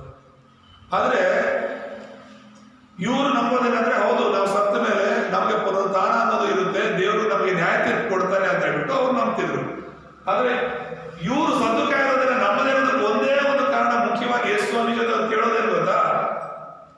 ಈ ಫರಿಸಾಯರು ಪುನರುತ್ಥಾನ ಇದೆ ಅಂತ ನಂಬ್ತಾರೆ. ಆದ್ರೆ ಪುನರುತ್ಥಾನ ಹೇಗಿರುತ್ತೆ? ಒಂದ್ ವೇಳೆ ಪುನರುತ್ಥಾನ ಇದ್ರೆ ಹಳೆ ಒಡಂಬಡಿಕೆಗಿದ್ದ ಪದ್ಧತಿ ಏನು ಅಂದ್ರೆ, ಒಬ್ಬ ವ್ಯಕ್ತಿ, ಈಗ ಅಣ್ಣ ತಮ್ಮದ್ರು ಇರ್ತಾರೆ ಅಂದ್ಕೊಳ್ಳಿ, ಒಂದ್ 7 ಜನ ಅಣ್ಣ ತಮ್ಮದಿದ್ದಾರೆ ಅಂದ್ರೆ, ಮೊದಲನೇ ಅವನು ಮದುವೆ ಮಾಡ್ಕೊಂಡು ಬಂದಿರ್ತಾನೆ, ಒಂದು ಹುಡುಗಿನ ಮದುವೆ ಮಾಡ್ಕೊಂಡು ಬಂದಿರ್ತಾನೆ. ಹಳೆ ಒಡಂಬಡಿಕೆಯ ಪ್ರಕಾರ, ಹಳೆ ಒಡಂಬಡಿಕೆಯ ಆಜ್ಞೆಯ ಪ್ರಕಾರ, ಒಂದು ವೇಳೆ ಆ ಮೊದಲನೇ ಏನು ಅಣ್ಣ ಮನೆಯಲ್ಲಿ ದೊಡ್ಡವನು ಮದುವೆ ಆಗಿರ್ತಾನಲ್ಲ, ಅವನು ಸತ್ತೋದ್ರೆ ಅವನ ಹೆಂಡತಿ ವಿಧವೆ ಆಗುತ್ತೆ. ಮಕ್ಕಳಿಂದ ಸತ್ರೆ ಎರಡನೇ ತಮ್ಮ ಇರ್ತಾನಲ್ಲ, ಅವನೇ ಅತ್ತಿಗೆನ ಮದುವೆ ಆಗ್ಬೇಕು ಅಂತ ಇದೆ ಪದ್ಧತಿ. ಯಾಕಂದ್ರೆ ಈಗ ಅಣ್ಣನಿಗೆ ಸಂತಾನ ಇಲ್ಲದೆ ಸತ್ತಿರೋದ್ರಿಂದ ಅವನ ಹೆಸರು ಇಲ್ಲದೆ ಹೋಗ್ಬಿಡುತ್ತೆ. ಹಾಗಾಗಿ ತಮ್ಮ ಮದುವೆ ಆಗ್ಬೇಕು, ಅಣ್ಣನಿಗೋಸ್ಕರ ಅವನು ಸಂತಾನವನ್ನು ಮಾಡಬೇಕು ಅನ್ನುವಂಥದ್ದು, ಆ ಅತ್ತಿಗೆನ ಮದುವೆ ಆಗ್ಬೇಕು ಅನ್ನೋದು. ಸರಿ, ಎರಡನೇವನು ಸತ್ತ, ಮಕ್ಕಳಿಗೆ ಮೂರನೇವನು ಮದುವೆ ಆಗ್ಬೇಕು, ಅದೇ ಹುಡುಗಿನ. ಮೂರನೇವನು ಸತ್ತ, 4ನೇ ಮದುವೆ ಆಗ್ಬೇಕು ಅಂತ. ಓದಿದಿರಾ ಇಲ್ಲ ಹೊಸ ವಿಷಯನೇ ಇದೆ? ಹೊಸ ವಿಷಯ, ಹಳೆ ವಿಷಯನೇ ಹೇಳುವಾಗ ಕೇಳಿದಲ್ಲ ಅಷ್ಟೇ. ಆದಿಕಾಂಡ 38ನೇ ಅಧ್ಯಾಯದಲ್ಲಿ ಓದುವಾಗ ನಿಮ್ಗೆ ಅರ್ಥ ಆಗುತ್ತೆ. ಜಸ್ಟ್ ಅಲ್ಲೊಂದು ಉದಾಹರಣೆ ಇದೆ, ಯಹೂದ್ಯನ ಉದಾಹರಣೆ. ಆ ಯಹೂದ್ಯ ಅಂದ್ರೆ ಯೂದನ ಬಗ್ಗೆ ನಾವು ನೋಡುವಾಗ, ಯೂದನು ಒಂದು ಹುಡುಗಿನ ಮದುವೆ ಮಾಡ್ಕೊಂಡು ಬರ್ತಾನೆ ದೊಡ್ಡ ಮಗನಿಗೆ, ಅವನು ಸತ್ತು ಹೋಗ್ತಾನೆ. ಅದಕ್ಕೆ 2ನೇ ಮಗನ ಮದುವೆ ಮಾಡ್ತಾನೆ, ಅದೇ ಹುಡುಗಿನ, ಅವನು ಸಾಯ್ತಾನೆ. 3ನೇ ಮದುವೆ ಆಗ್ತಾನೆ, ಅವನು ಸಾಯ್ತಾನೆ. 4ನೇದಾಗಿ ಇನ್ನೂ ಚಿಕ್ಕವನಿದ್ದಾನೆ, ಈ ಚಿಕ್ಕ ವಯಸ್ಸಲ್ಲಿ ಮದುವೆ ಮಾಡ್ಸೋದು ಬೇಡ, ಇವನು ಸತ್ತೋದ್ರೆ ಏನ್ ಮಾಡೋದು ಅಂತ ಬಿಟ್ಟು ಅವಳಿಗೆ ಹೇಳ್ಬಿಟ್ಟು, ನೀನು ಹೋಗಿ ನಿಮ್ಮ ತಂದೆ ಮನೆಯಲ್ಲಿರು, ನನ್ನ ಮಗ ದೊಡ್ಡವನಾದ್ಮೇಲೆ ನಿನಗೆ ಮದುವೆ ಮಾಡ್ತೀನಿ ಅಂತ ಹೇಳುವಂತ ವಿಷಯ ಅಲ್ಲಿದೆ. ಅದು ಓದಿದ್ರೆ ನಿಮ್ಗೆ ಅರ್ಥ ಆಗುತ್ತೆ, ಮನೆಯಲ್ಲಿ ಹೋದ್ಮೇಲೆ ಓದ್ಕೊಳ್ಬೇಕಾಗುತ್ತೆ. ಸೊ ಈ ಒಂದು ಪದ್ಧತಿ ಇತ್ತು. ಅದಕ್ಕೆ ಜಸ್ಟ್ ನಾನು ಏನ್ ಹೇಳ್ತಿದ್ದೀನಿ, ಈ ಸದ್ದುಕಾಯರು ಪುನರುತ್ಥಾನವಿಲ್ಲ ಅಂತ ನಂಬೋದಕ್ಕೆ ಒಂದೇ ಒಂದು ಕಾರಣ ಏನು ಅಂದ್ರೆ, ಈಗ ಸತ್ತೋಗಿರೋರೆಲ್ಲ 7 ಜನ ಅಣ್ಣ ತಮ್ಮದ್ರು ಒಂದೇ ಹುಡುಗಿನ ಮದುವೆ ಆಗಿ ಸತ್ತಿರ್ತಾರೆ, ಯಾರಿಗೂ ಮಕ್ಕಳಾಗಿರಲ್ಲ ಅನ್ಕೊಳ್ಳಿ. ಪುನರುತ್ಥಾನವಾದ್ಮೇಲೆ ಪರಲೋಕದಲ್ಲಿ ಆ ಹುಡುಗಿ ಯಾರಿಗೆ ಹೆಂಡತಿ ಆಗಿರುತ್ತೆ ಅಂತ ತುಂಬಾ ದೊಡ್ಡ ಪ್ರಶ್ನೆ. ದೊಡ್ಡವನ ಜೊತೆ ಇರುತ್ತಾ, ಎಣ್ಣೆವನ ಜೊತೆ ಇರುತ್ತಾ? ಯಾಕಂದ್ರೆ ಅಲ್ಲಿ ಎಲ್ಲರೂ ಇರ್ತಾರಲ್ಲ, ಪುನರುತ್ಥಾನವಾದ್ರೆ ಒಂದ್ ವೇಳೆ ಎಲ್ಲರೂ ಅಲ್ಲಿ ಇರ್ತಾರಲ್ಲ ಒಟ್ಟಿಗೆ, ಇವನು ಯಾರ ಹೆಂಡತಿ ಆಗಿರುತ್ತೆ ಅನ್ನೋದು ದೊಡ್ಡ ಪ್ರಶ್ನೆ ಅವರು ಮನಸ್ಸಲ್ಲಿ ಇಟ್ಕೊಂಡಿದ್ದು. ಈ ಒಂದೇ ಒಂದು ವಿಷಯಕ್ಕೋಸ್ಕರ ಅವ್ರೇನ್ ಮಾಡ್ತಾರೆ, ಪುನರುತ್ಥಾನವನ್ನೇ ನಂಬಲ್ಲ. ಯೇಸು ಸ್ವಾಮಿ ಅವ್ರಿಗೆ ಹೇಳೋದ್ರ ವಿಷಯ ಏನ್ ಗೊತ್ತಾ? ಭೂಲೋಕದಲ್ಲಿ ಮದುವೆ ಆಗ್ಬೇಕಾಗಿರೋದು ಪರಲೋಕದಲ್ಲ. ಭೂಲೋಕದಲ್ಲಿ ಗಂಡ ಹೆಂಡತಿ ಮಕ್ಕಳ ಅವಶ್ಯಕತೆ ಇರೋದು ಪರಲೋಕದಲ್ಲ. ಹಲ್ಲೆಲೂಯಾ. ಅಲ್ಲಿ ಮದುವೆ ಆಗೋದು ಇಲ್ಲ, ಮದುವೆ ಮಾಡ್ಕೊಡೋದು ಇಲ್ಲ, ಎಲ್ಲರೂ ದೇವದೂತರಂತೆ ಇರ್ತಾರೆ ಅಂತ ದೇವರ ವಾಕ್ಯ ಹೇಳುತ್ತೆ. ಆದ್ರೆ ಇವರ ಆಲೋಚನೆಗಳೆಲ್ಲ ಅಲ್ಲಿ ಯಾರ ರೀತಿ ಯಾರು ಗಂಡ ಅಂತ ಹೇಳಿ. ಸೊ ಈ ರೀತಿಯ ಒಂದು ಪ್ರಶ್ನೆಗಳನ್ನ ಶಾಸ್ತ್ರಗಳನ್ನ ಬರೀ ಆಜ್ಞೆಗಳನ್ನ ಇಟ್ಕೊಂಡು ಇರುವಂತದ್ದು. ಮತಾಭಿಮಾನಿಗಳಂದ್ರೆ ಈ ಯೇಸು ಸ್ವಾಮಿ 12 ಮಂದಿ ಶಿಷ್ಯರಲ್ಲಿ ಒಬ್ಬ ಮತಾಭಿಮಾನಿ ಅಂತ ಇದೆ, ಓದಿದ್ದೀರಾ? ಮತಾಭಿಮಾನಿಯಾದ ಯಾಕೋಬ ಎಂಬುದು. ಯಾರು ಆ ಯಾಕೋಬ, ಯಾರು ಆ ಮತಾಭಿಮಾನಿ ಅಂದ್ರೆ ಅದೊಂದು ಗುಂಪು, ಧಾರ್ಮಿಕ ಗುಂಪು. ಅದರಿಂದಲೂ ಕೂಡ ದೇವರೊಬ್ಬ ವ್ಯಕ್ತಿನ ದೇವರ ಸೇವೆಗಾಗಿ ಆರಿಸಿಕೊಂಡ ಎಂಬುದಾಗಿ ನಾವು ಈ ಒಂದು ವಿಷಯಗಳು ನಮ್ಗೆ ಅರ್ಥ ಆದ್ರೆ ಬೈಬಲ್ ನಾವು ಸರಿಯಾಗಿ, ಹೊಸ ಒಡಂಬಡಿಕೆ ನಾವು ಸರಿಯಾಗಿ ಅರ್ಥ ಮಾಡ್ಕೊಳಕ್ ಆಗುತ್ತೆ ಅಂತಾನೆ ಈ ವಿಷಯವನ್ನು ನಾನು ಹೇಳ್ತಾ ಇರೋದು. ಹಲ್ಲೆಲೂಯ. ಎರಡನೇದಾಗಿ ಈ ಧಾರ್ಮಿಕ ಪದ್ಧತಿಯಲ್ಲಿ ನಾವು ನೋಡುವಾಗ ಧಾರ್ಮಿಕ ಬದಲಾವಣೆ ಏನಾಯ್ತು ಅಂತ ನಾವು ನೋಡುವಾಗ ಸಭಾಮಂದಿರಗಳ ವ್ಯವಸ್ಥೆ ಅಂತಾಗಿ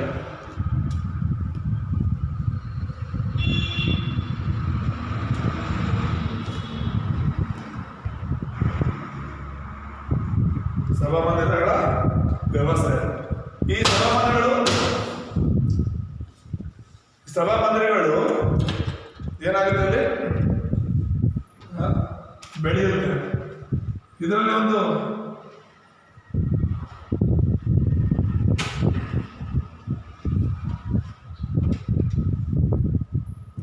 ಸಭಾಮಂದಿರಗಳನ್ನ ಯಾಕೆ ಕಟ್ಟಿದ್ರು ಅಂತ ನಾವು ನೋಡುವಾಗ ಒಂದು ಮುಖ್ಯವಾಗಿ 3 ಕಾರ್ಯಗಳಿಗೋಸ್ಕರ ಸಭಾಮಂದಿರವನ್ನು ಕಟ್ತಾ ಇದೆ. ಒಂದು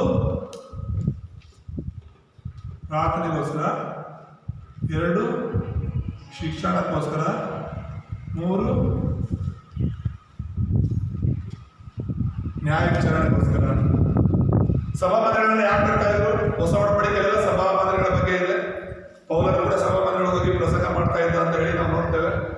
ಸೊ ಆ ಸಭಾಮಂದಿರಗಳನ್ನು ಕಟ್ಟೋದ ಕಾರಣ ಈ ಇಸ್ರಾಯೇಲರೆಲ್ಲ ಚದುರು ಹೋಗಿದ್ರು ಎಲ್ಲ ಕಡೆ. ರೋಮಾಪುರದವರ ಆಳ್ವಿಕೆಯಲ್ಲಿ ಚದುರು ಹೋಗಿದ್ರು. ಚದುರು ಹೋಗಿರೋರು ಅಲ್ಲಲ್ಲಿ ಹೋಗಿ ಏನ್ ಮಾಡಿಕೊಂಡಿದ್ರು? ಸಭಾಮಂದಿರಗಳನ್ನ ಕಟ್ಕೊಂಡಿದ್ರು. ದೇವರ ಆಲಯ, ದೇವರ ಆಲಯಕ್ಕೆ ಪ್ರತಿಯಾಗದನ್ನ ಕಟ್ಕೊಂಡಿದ್ರು.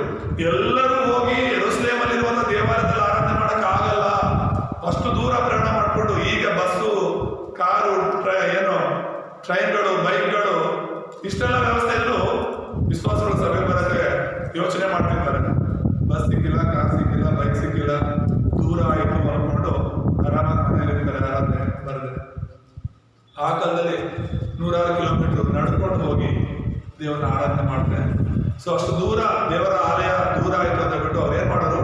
ಈ ಸಭಾಮಂದಿರಗಳ ವ್ಯವಸ್ಥೆನ ಮಾಡೋರು. ನಾನೊಂದ್ಸಲಿ ಕೇರಳಕ್ಕೆ ಹೋದಾಗ ಕೊಚ್ಚಿ ಅನ್ನುವಂಥ ಒಂದು ಸಿಟಿ ಇದೆ. ಆ ಕೊಚ್ಚಿನಲ್ಲಿ ಯಹೂದ್ಯರ ಸಭಾಮಂದಿರ ಇದೆ. ಅವರು ನಮ್ಮ ದೇಶಕ್ಕೂ ಬಂದಿದ್ರು ಯಹೂದ್ಯರ ಆ ಕಾಲದಲ್ಲಿ. ಅವರು ಅಲ್ಲಿ ಸಭಾಮಂದಿರ ಕಟ್ಟಿದ್ರು. ಅದರೊಳಗಡೆ ಹೋಗ್ಬಿಟ್ಟು ಅದನ್ನೆಲ್ಲ ನಾವು ನೋಡ್ಕೊಂಡು ಬಂದ್ವಿ. ಯಹೂದ್ಯರು ಒಬ್ಬಳೇ ಒಬ್ಳು ಆ ಒಂದು ಸಭಾಮಂದಿರವನ್ನ ಕಾಯ್ಕೊಂಡು ಅಲ್ಲಿದ್ರು.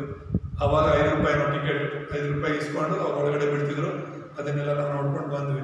ಯಾವತ್ತಾದ್ರೂ ನೀವು ಕೊಚ್ಚಿನ್ಗೆ ಹೋದ್ರೆ ಯಹೂದ್ಯರ ಸಭಾಮಂದಿರ, ಸಿನಾಗೋಗ್ ಅಂತ ಹೇಳ್ತಾರೆ ಇಂಗ್ಲೀಷಲ್ಲಿ, ಅದನ್ನ ಹೋದ್ರೆ ನೀವು ನೋಡ್ಕೊಂಡು ಬರ್ಬೋದು. ಅವ್ರು ಯಾವ ರೀತಿ ಅದನ್ನ ಮಾಡೋದು. ಅವ್ರು ಅದನ್ನ ಮಾಡಿದ್ದು, ಅವರು ಯಹೂದ್ಯರು ಸೇರಿ ಪ್ರಾರ್ಥನೆ ಮಾಡಿ ಅವ್ರು ಅದನ್ನ ಮಾಡಿದ್ದು ಶಿಕ್ಷಣ ಕೊಡಕ್ಕೆ, ಟೀಚಿಂಗ್ ಕೊಡಕ್ಕೆ. ಇವಾಗ ಸ್ಕೂಲ್ ಕಾಲೇಜ್ ಇದೆ, ಆಗ ಅವ್ರಿಗೆ ಇರ್ಲಿಲ್ಲ. ಅದಕ್ಕೆ ಮಕ್ಕಳಿಗೆ ನಾವು ಕಲ್ಸ್ಕೊಡ್ಬೇಕು ಅಂದ್ರೆ ಸಭಾಮಂದಿರಕ್ಕೆ ಹೋಗ್ಬೇಕಾಗಿತ್ತು. ಮತ್ತೆ 3ನೇದಾಗಿ ಅದೇ ಕೋರ್ಟ್ ಆಗಿತ್ತು. ಯಾರಾದರೂ ಯಹೂದ್ಯರಲ್ಲಿ ಏನೇ ಸಮಸ್ಯೆ ಆದರೂ, ಕಚ್ಚಾಟ ಆದರೂ ಕೂಡ ಸಭಾಮಂದಿರಕ್ಕೆ ಕರೆದು ನ್ಯಾಯ ವಿಚಾರಣೆ ಮಾಡ್ತಾರೆ. ಅರ್ಥ ಆಗ್ತಿದೆ ಹೇಳಿದ್ದೆವು. ಸೊ ಈ ವಿಷಯಗಳು ಅಲ್ಲಿ ಪರಿವರ್ತನೆಗೊಂಡಿವೆ ಎಂಬುದಾಗಿ ನಾವು ನೋಡ್ತೇವೆ. ಮತ್ತೆ 3ನೇದಾಗಿ ನಾವು ನೋಡುವಾಗ ಸಪ್ತಶಾಸನ ಅಂತ ಹೇಳಿ, ಸಪ್ತಶಾಸನ ಅಂದ್ರೆ ಇಬ್ರಿ ಬೈಬಲ್ನ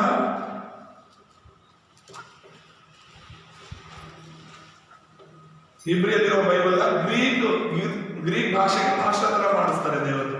ಹಲ್ಲೆಲೂಯ. ಇಬ್ರಿ ಭಾಷೆಯಲ್ಲಿ ಮಾತ್ರ ಇರುತ್ತೆ, ಯಹೂದ್ಯರಿಗೆ ಮಾತ್ರನೇ ಅದು ಅನುಕೂಲವಾಗಿರುತ್ತೆ. ಯಾವಾಗ ಈ ಅಲೆಕ್ಸಾಂಡರ್ ಗ್ರೀಕ್ ಭಾಷೆನ ಇಡೀ ಪ್ರಪಂಚಕ್ಕೆ ಕಲಿಸ್ಕೊಟ್ನೋ, ಎಲ್ಲರೂ ಕೂಡ ಓದ್ಬೇಕು ಅಂತ ಬಿಟ್ಟು ಈ ಒಂದು ಬೈಬಲ್ ಅನ್ನ, ಹಳೆ ಒಡಂಬಡಿಕೆಯನ್ನ ಗ್ರೀಕ್ ಭಾಷೆಗೆ ಭಾಷಾಂತರ ಮಾಡಿಸ್ತಾನೆ. ಅಲೆಕ್ಸಾಂಡ್ರಿಯಾ ಅಂತ ಐಗುಪ್ತದಲ್ಲಿ ಒಂದು ಪಟ್ಟಣ ಅಲೆಕ್ಸಾಂಡ್ರಿಯಾ ಅಂತ ಹೇಳಿ, ಆ ಅಲೆಕ್ಸಾಂಡ್ರಿಯವನ್ನ ಒಂದು ಗ್ರಂಥಾಲಯವನ್ನಾಗಿ ಮಾರ್ಪಡಿಸ್ತದೆ ದೇವರು. ಎಷ್ಟು ಮಟ್ಟಿಗೆ ಅಂದ್ರೆ ಇಡೀ ಪ್ರಪಂಚದಲ್ಲಿ ಸಿಗುವಂತ ಎಲ್ಲಾ ಧರ್ಮಗಳ ಎಲ್ಲಾ ತರದ ಪುಸ್ತಕಗಳನ್ನ ಗ್ರೀಕಲ್ಲಿ ಭಾಷಾಂತರ ಮಾಡಿ ಆ ಅಲೆಕ್ಸಾಂಡ್ರಿಯಾ ಅನ್ನುವಂತಹ ಒಂದು ದೊಡ್ಡ ಗ್ರಂಥಾಲಯ, ಲೈಬ್ರರಿ, ಅಲ್ಲಿ ಎಲ್ಲಾ ತರದ ಪುಸ್ತಕಗಳನ್ನ ಅವರ ಭಾಷೆಯಲ್ಲಿ ಇಡ್ತಾ ಇದ್ರು. ಯಾಕಂದ್ರೆ ಅವರು ಜ್ಞಾನವನ್ನ ಪ್ರೀತಿ ಮಾಡ್ತಾ ಇದ್ರು.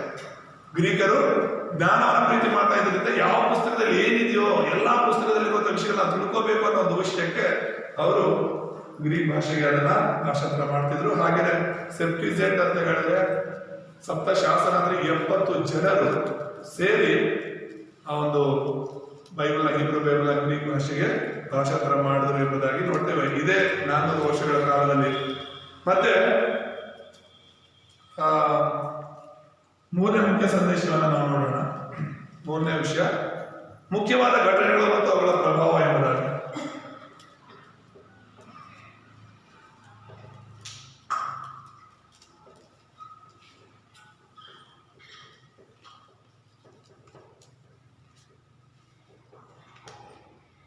ಮುಖ್ಯವಾದ ಘಟನೆಗಳೇನು ಈ 400 ವರ್ಷಗಳಲ್ಲಿ ಮತ್ತೆ ಅವುಗಳ ಪ್ರಭಾವವೇನು ಅಂತ ಹೇಳಿ ನಾವು ನೋಡುವಾಗ ಒಂದು 3 ವಿಷಯಗಳು ನಾವು ನೋಡಬಹುದು. ದೇವರ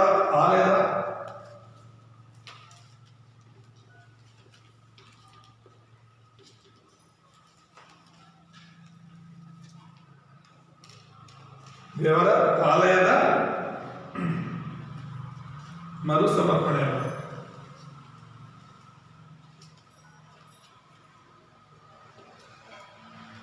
ಎರಡನೇದಾಗಿ ನಾವು ನೋಡುವಂಥದ್ದು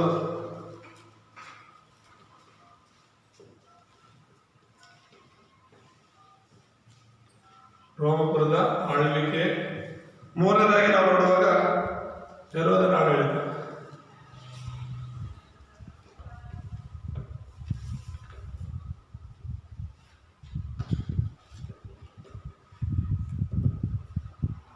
ಮುಕ್ತಾಯದಲ್ಲಿ ನಾವು ನೋಡುವ ವಿಷಯಗಳು ಹಿನ್ನೆಲೆಯಲ್ಲಿ ದೇವರ ಕಾರ್ಯ ಏನು ಅಂತ ಹೇಳ್ಬಿಟ್ಟು.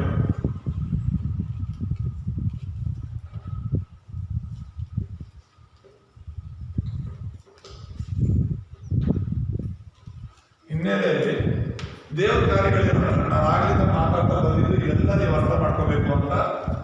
400 ವರ್ಷಗಳ ನಿಶ್ಶಬ್ದ ಕಾಲದಲ್ಲಿ ದೇವರು ಸೈಲೆಂಟ್ ಆಗಿದ್ರು ಕೂಡ ಆತನ ಹಿನ್ನೆಲೆಯಲ್ಲಿ ಗೊತ್ತಿಲ್ದಿರೋ ರೀತಿಯಲ್ಲಿ ಸಿದ್ಧತೆಗಳನ್ನ ಮಾಡ್ತಾ ಇದ್ರು. ಯೇಸು ಬರೋದಕ್ಕೆ ಸಿದ್ಧತೆ. ಈಗ ಯಾರಾದ್ರೂ ನಮ್ಮ ಮನೆಗೆ ಬರ್ತಾರಂದ್ರೆ ನಾವು ಸಿದ್ಧತೆ ಮಾಡಿರ್ತೀವಲ್ವಾ?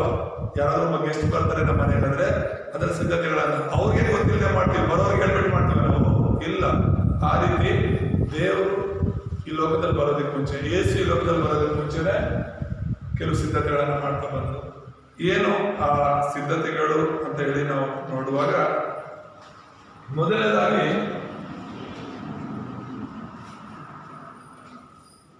ಯಹೂದ್ಯರ ಮೂಲಕ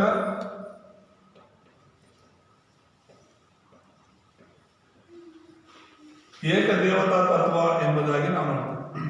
ಅಂದ್ರೆ ಏನು? ಇಸ್ರಾಯೇಲರು ಎಲ್ಲಾ ಕಡೆ ಚದುರು ಹೋದ್ರು.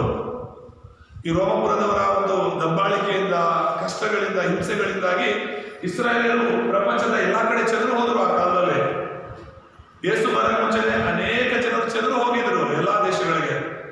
ಅಂದ್ರೆ ಚದುರಿ ಹೋಗೋದಕ್ಕೆ ಮುಂಚೆ ಅವರ ಹೃದಯಗಳಲ್ಲಿ ದೇವರು ಇಟ್ಟಂತ ಒಂದು ವಿಷಯ ಏನಂದ್ರೆ ಏಕದೇವತಾ ತತ್ವ ಅಂತ. ಬಹುದೇವತಾ ತತ್ವ, ಏಕದೇವತಾ ತತ್ವ ಅಂತ ಹೇಳ್ತಾರೆ. ಏನದು ಅಂತ ಹೇಳಿದ್ರೆ ಏಕದೇವತಾ ತತ್ವ ಅಂದ್ರೆ ಒಬ್ಬನೇ ದೇವರು. ಅಲ್ಲಲ್ಲೂಯ. ಪ್ರಪಂಚದಲ್ಲಿ ಯಹೂದ್ಯರನ್ನ ಬಿಟ್ಟು ಬೇರೆ ಎಲ್ಲರೂ ಕೂಡ ಅನೇಕ ದೇವರುಗಳನ್ನ ಪೂಜೆ ಮಾಡ್ತಾ ಇದ್ರು.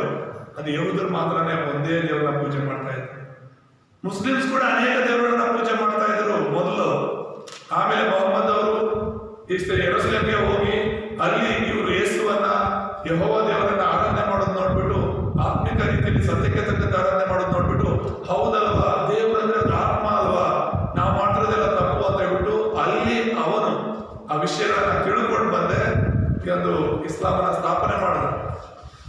ಬೈಬಲಲ್ಲಿ ಇರೋದೆಲ್ಲ ಅನೇಕ ಕಾರ್ಯಗಳು ಕಾಪಿ ಮಾಡಿಕೊಂಡು ನಮ್ಗೆ ಅಲ್ಲಾನೇ ಕೊಟ್ಟ ನೇರವಾಗಿ ಅಂತ ಹೇಳ್ಬಿಟ್ಟು ಅನೇಕ ಸುಳ್ಳುಗಳನ್ನ ಅವ್ರು ಕುಣಿಸ್ಕೊಂಡು ಅವ್ರದೇ ಆದಂತ ಒಂದು ಧರ್ಮವನ್ನ ಮಾಡಿಕೊಂಡು ಸತ್ಯದ ಹತ್ತಿರ ಹೋಗಿ ವಾಪಸ್ ಬಂದ್ಬಿಟ್ಟ ಮೊಹಮ್ಮದ್. ಕ್ರಿಸ್ತನನ್ನ ನಂಬಲಿಲ್ಲ.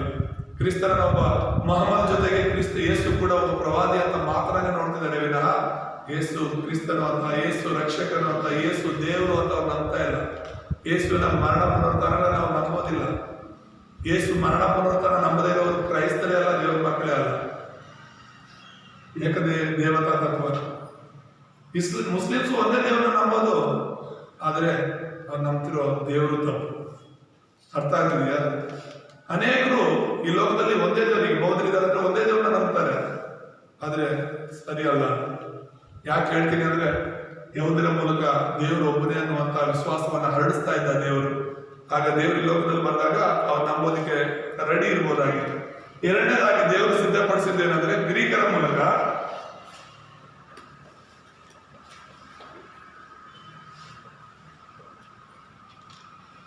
ಭಾಷೆಯನ್ನು ಸಿದ್ಧ ಮಾಡಿದ್ರು ಅಂತ.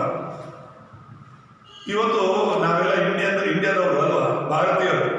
ಪಕ್ಕದಲ್ಲಿರೋ ತಮಿಳುನಾಡಿಗೆ ಹೋದ್ರೆ ಮಾತಾಡ್ತಾರೆ ತಮಿಳು, ಯಾರಾದ್ರು ಕೇರಳಕ್ಕೆ ಹೋದ್ರೆ ಗೊತ್ತಿಲ್ಲ, ಮಲಯಾಳಂ. ನಮ್ಮ ದೇಶನೇ ಭಾಷೆ ಗೊತ್ತಿಲ್ಲ ನಮಗೆ. ಆಂಧ್ರಕ್ಕೆ ಹೋದ್ರೆ ತೆಲುಗು ಗೊತ್ತಿಲ್ಲ ನಮ್ಮ ಭಾಷೆ. ನಮ್ಮ ಶಂಕರಪದಲ್ಲಿ ಬರ್ತಾರೆ ಸೇವೆ ನಮ್ಮ ಕಡೆ, ತೆಲುಗು ನಮಗೂ ಬರುತ್ತೆ ಅಂತ ಮಾತಾಡಿದ್ರೆ ಅವ್ರು ಮುಂದೆ ಅರ್ಥ ಆಗಲ್ಲ ಇಲ್ಲಿ ಮಾತಾಡೋ ತೆಲುಗು. ಯಾಕಂದ್ರೆ ಅವ್ರು ಮಾತಾಡೋ ತೆಲುಗು ಬೇರೆ, ಇಲ್ಲಿ ನೀವು ಮಾತಾಡೋ ತೆಲುಗು ಬೇರೆ. ತೆಲುಗು ತರನೇ ಇರುತ್ತೆ, ಆದ್ರೆ ಅವ್ರಿಗೆ ಅರ್ಥ ಆಗಲ್ಲ. ಎರಡೆರಡು ಸಲ ನಮ್ಮ ದೇಶ, ನಮ್ಮ ಜನರು, ಆದ್ರೆ ಭಾಷೆಗಳು ನೊರೆಂಟಿದೆ, ನಮ್ಗೆ ಅರ್ಥ ಆಗೋದಿಲ್ಲ. ದೇವರು ಯಾವ ಮಟ್ಟಕ್ಕೆ ಆ ಕಾಲದಲ್ಲಿ ಸಿದ್ಧ ಮಾಡೋದಾದ್ರೆ, ಅಲೆಕ್ಸಾಂಡರ್ನ ಎಬ್ಬಿಸಿದ್ದೇ ದೇವರು. ಹಲ್ಲೆಲೂಯಾ. ಅಲೆಕ್ಸಾಂಡರ್ನ ಎಬ್ಬಿಸಿದ್ದೇ ದೇವರು. ಪ್ರಪಂಚದಲ್ಲಿ ಇದಕ್ಕೆ ಎಲ್ಲೂ ಉತ್ತರ ಇಲ್ಲ, ಆದ್ರೆ ಬೈಬಲ್ ಅಲ್ಲಿ ಉತ್ತರ ಇದೆ. ದಾನಿಯೇಲನ ಪುಸ್ತಕವನ್ನು ನಾವು ನೋಡುವಾಗ ಅಲೆಕ್ಸಾಂಡರ್ ಬರೋ ವಿಷಯ ಇದೆ. ಅವನು ಬಂದು ಹೇಗೆ ಪ್ರಪಂಚವನ್ನು ಆಳ್ವಿಕೆ ಮಾಡ್ತಾನೆ ಅಂತ ಅವನು ಬರೋದ್ರ ಬಗ್ಗೆ ಮುಂಚಿತವಾಗಿ ಯೇಸು ಸ್ವಾಮಿ ದಾನಿಯೇಲನ ಮೂಲಕ ತಿಳಿಸಿದ್ದಾರೆ. ಹಲ್ಲೆಲೂಯಾ. ದೇವರ ನಾಮಕ್ಕೆ ಸ್ತೋತ್ರವಾಗಲಿ. ಅವನ ಮೂಲಕ ಸರ್ವಾಧಿಕಾರಿಯಾದ ಅಲೆಕ್ಸಾಂಡರ್ ಮೂಲಕ ಇಡೀ ಪ್ರಪಂಚದಲ್ಲಿ ಭಾಷೆಯನ್ನು, ಯಾಕಂದ್ರೆ ಯೇಸು ಕ್ರಿಸ್ತನ ಈ ಲೋಕದಲ್ಲಿ ಬಂದ ಮೇಲೆ ಯೇಸು ಯಾವ ಊರಿಗೆ ಹೋದ್ರು ಕೂಡ ಒಂದು ಭಾಷೆಯಲ್ಲಿ ಮಾತಾಡ್ಲಿಕ್ಕೆ ಅನುಕೂಲ ಬೇಕಾಗಿತ್ತು.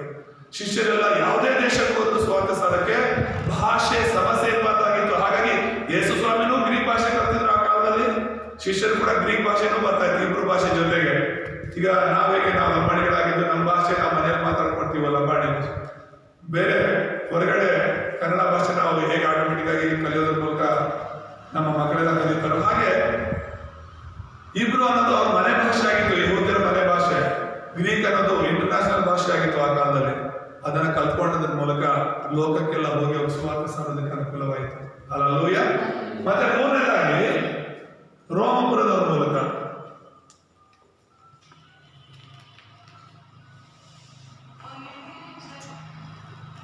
ರೋಮಪುರದವರ ಮೂಲಕ ಮಾರ್ಗಗಳನ್ನು ತಯಾರು ಮಾಡಿದ್ರು ದೇವರು. ಹಲ್ಲೆಲೂಯಾ. ಮಾರ್ಗಗಳನ್ನೇನು, ರಸ್ತೆಗಳು. ರೋಮಪುರಕ್ಕೆ ಇವರ ಒಂದು ವಸ್ತುಗಳನ್ನ, ದವಸ ಧಾನ್ಯಗಳನ್ನ ಬೇರೆ ದೇಶಗಳಿಗೆ ತಗೊಂಡು ಹೋಗ್ಲಿಕ್ಕೂ, ಬೇರೆ ದೇಶದಿಂದ ಇವ್ರ ದೇಶಕ್ಕೆ ತರೋದಕ್ಕೂ ಎಲ್ಲ ಕಡೆ ರೋಡ್ ಸಿಸ್ಟಮ್ ಅನ್ನ ತಯಾರು ಮಾಡಿದ್ರು. ಇದನ್ನೆಲ್ಲ ಮಾಡಲಿಕ್ಕೆ ದೇವರು ಅವರ ಹೃದಯಗಳನ್ನ ಪ್ರೇರೇಪಿಸಿದ್ರು. ದೇವರು 400 ವರ್ಷಗಳು ನಿಶ್ಶಬ್ದವಾಗಿ ಇದ್ರು, ನೇರವಾಗಿ ಜನರ ಸಂಗಡ ಮಾತನಾಡದೇ ಇರ್ಬೋದು, ಆದ್ರೆ ಒಂದೇ ದೇವರು ಅನ್ನುವಂತಹ ವಿಷಯ, ಒಂದೇ ಭಾಷೆ ಮಾತಾಡಬೇಕು ಅನ್ನೋ ವಿಷಯ, ಎಲ್ಲ ಕಡೆ ನನ್ನ ಮಕ್ಕಳು, ನನ್ನ ಶಿಷ್ಯರು ಹೋಗಿ ಸ್ವಾತಂತ್ರ್ಯಕ್ಕೆ ಎಲ್ಲ ದೇಶಗಳಿಗೂ, ಎಲ್ಲ ಪಟ್ಟಣಗಳಿಗೂ ಮಾರ್ಗದ ವ್ಯವಸ್ಥೆ ಇರಬೇಕಂತ ಇದನ್ನೆಲ್ಲ ದೇವರು ತಯಾರು ಮಾಡಿದ್ರು. ಹಲ್ಲೆಲೂಯಾ. ಇದೆಲ್ಲ ಸಿದ್ಧವಾದಾಗ ಈಗ ಯೇಸು ಕ್ರಿಸ್ತ ಹುಟ್ಟಿ ಬರ್ತಾನೆ. ಎಲ್ಲ ರೆಡಿ ಇರೋ ಟೈಮಲ್ಲಿ ಯೇಸು ಹುಟ್ಟಿ ಬಂದು, ಆಗ ಆತನು ಆ ಪಟ್ಟಣಕ್ಕೆ ಹೋಗ್ಬೇಕು, ಈ ಪಟ್ಟಣಕ್ಕೆ ಹೋಗ್ಬೇಕು, ಅಲ್ಲೂ ನಾ ಸೇವೆ ಮಾಡ್ಬೇಕು, ಇಲ್ಲೂ ಸ್ವಾರ್ಥ ಸಾಧಬೇಕು ಅಂತ ಯಾರು ಟ್ರಾನ್ಸ್ಲೇಟರ್ನ ಇಟ್ಕೊಂಡು ದೇವರು ಸ್ವಾರ್ಥ ಸಾಧಲಿಲ್ಲ. ಯಾಕಂದ್ರೆ ಗ್ರೀಕ್ ಭಾಷೆ ಎಲ್ಲ ಕಡೆ ಮಾತಾಡುವಂತ ದೇವರು ಈಗಾಗಲೇ ಸಿದ್ಧಪಡಿಸಿದ್ರು. ಹಲ್ಲೆಲೂಯಾ. ಇದರಿಂದ ನಾವೇನು ಕಲಿಬೇಕು ಅಂದ್ರೆ, ನೀನು ಆಗ ನಾನು ಪ್ರಾರಂಭದಲ್ಲಿ ಹೇಳಿದೆ, ದೇವರು ನಿನ್ನ ಜೀವನದಲ್ಲಿ ಸೈಲೆಂಟ್ ಆಗಿದ್ದಾನೆ ಅಂತ ನೀನು ಅನ್ಕೋಬಹುದು.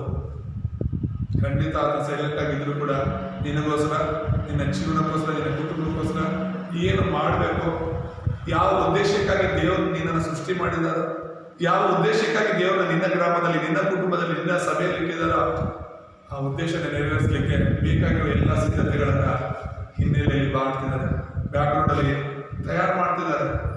ನಾವು ಸೋತೋಗೋದು ಬೇಡ. ನನ್ನ ಜೀವನ ಯಾಕೆ ಬದಲಾಗ್ತಾ ಇಲ್ಲ, ನನ್ನ ಜೀವನದಲ್ಲಿ ಏನು ಇಷ್ಟು ದಿನ ಪ್ರಾರ್ಥನೆ ಮಾಡ್ತೀನಿ, ಇಷ್ಟು ದಿನ ಯೇಸು ಅಂತ ಸಭೆಗೆ ಹೋಗ್ತಾನೆ, ಇದ್ದ ಹಾಗೆ ಇದೆಯಲ್ಲ ಅದನ್ನು ಸೋತು ಹೋಗ್ಬೇಡ. ಎಲ್ಲ ನೆಗೆಟಿವ್ ಆಲೋಚನೆಗಳು ಸೈತಾನಿಂದ ಬರುತ್ತೆ. ಸೋತು ಹೋಗುವಂಥ ಆಲೋಚನೆಗಳು ಸೈತಾನಿಂದ ಬರುತ್ತೆ. ನಿನ್ನ ಶಾರೀರಿಕವಾದ ವಿಷಯಗಳನ್ನ ಬಿಟ್ಟು, ಶಾರೀರಿಕವಾದ ಆಲೋಚನೆಗಳನ್ನ ಬಿಟ್ಟು ದೇವರ ಆಲೋಚನೆಗಳನ್ನ ಹಿಡಿದು. ಹಲ್ಲೆಲೂಯಾ. ದೇವರು ಇದನ್ನು ಸೃಷ್ಟಿ ಮಾಡಿದರು. ಆತನ ಸ್ವರೂಪದಲ್ಲಿ ಮಕ್ಕಳು ಗಂಟಪಟ್ಟ ಹೇಳಿದರು. ದೇವರ ಸ್ವರೂಪದಲ್ಲಿ ಆದಾಮ ಅವರನ್ನು ಸೃಷ್ಟಿ ಮಾಡಿದರು. ದೇವರ ಸ್ವರೂಪದಲ್ಲಿ ಗಂಡು ಹೆಣ್ಣನ್ನು ನಿರ್ಮಿಸಿದ್ರು. ದೇವರ ಸ್ವರೂಪದಲ್ಲಿ ನಿನ್ನನ್ನು ನನ್ನನ್ನು ಸೃಷ್ಟಿ ಮಾಡಿದ್ರು. ದೇವರೇ ಸೃಷ್ಟಿ ಮಾಡಿರೋದು. ಹಲ್ಲೆಲೂಯಾ.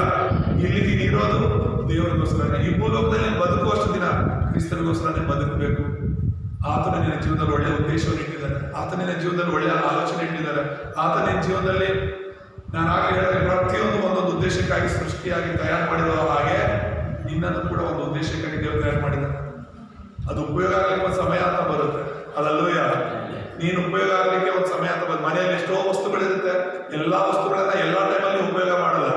ಆ ಅವಶ್ಯಕತೆ ಬಿದ್ದಾಗ ಮಾತ್ರ ಆ ವಸ್ತುನ ತೆಗೆದು ಉಪಯೋಗ ಮಾಡೋದು. ಹಾಗೆ ನಿನ್ನ ಅವಶ್ಯಕತೆ ಅಂತ ದೇವರು ಬರುತ್ತೆ. ನಿನ್ನ ಸಮಯ ಅಂತ ದೇವರು ಕೊಟ್ಟಿರೋ ಸಮಯ ಬರುತ್ತೆ. ದೇವರು ನಿನ್ನನ್ನು ಕೈ ಬಿಡಲ್ಲ. ಹಲ್ಲೆಲೂಯಾ. ನೀನು ಸ್ಥಿರವಾಗಿ ಬಲವಾಗಿ ದೇವರಲ್ಲಿ ನಿಲ್ಲು. ದೇವರ ಕಾರ್ಯಗಳನ್ನು ನೀನು ನೋಡ್ತೀಯ. ಪ್ರಾರ್ಥನೆ ಮಾಡ್ಕೊಳ್ಳೋಣ.